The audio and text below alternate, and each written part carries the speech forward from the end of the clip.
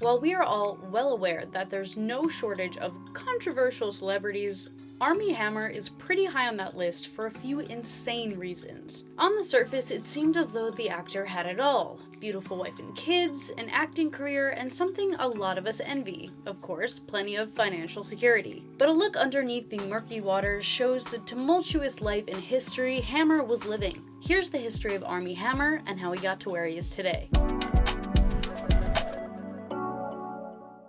Armie Hammer was born in August of 1986 in sunny Santa Monica, California. Hammer attended Los Angeles Baptist High School before dropping out in 11th grade to pursue his acting career. The actor's family is an odd one, and although most of us feel that way about our own families, we can assure you Hammer's family is even stranger. Armie's great-grandfather was oil tycoon Armie Hammer of Occidental Petroleum, and he had a strange and extensive involvement with the Soviet Union in the mid-1900s, and even weirder, was heavily involved in Nixon's Watergate scandal. Named for your great-grandfather, who was the billionaire owner of Occidental Petroleum. Yes. Which sounds like the bad corporation in a Batman movie, by the way.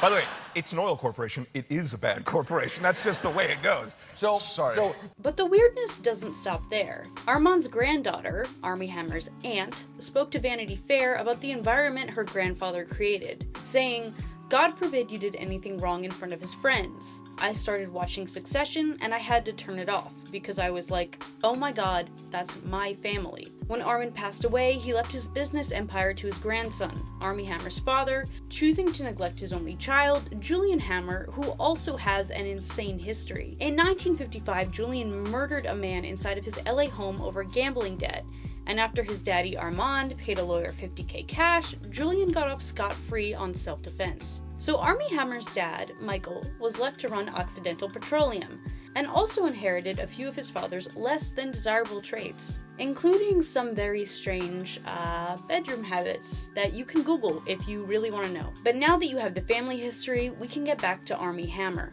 The star broke out into Hollywood with his role in Social Network as the Winklevoss twins in 2010. Hammer's next major roles came with The Lone Ranger in 2013, and then Call Me By Your Name in 2017.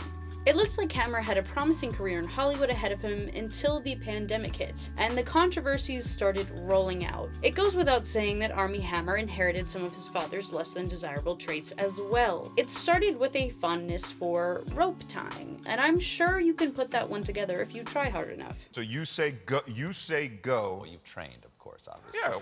All right? I practiced for 4 hours. Okay. You say go, and then we'll both tie a bow on the rope. Bow. A bow.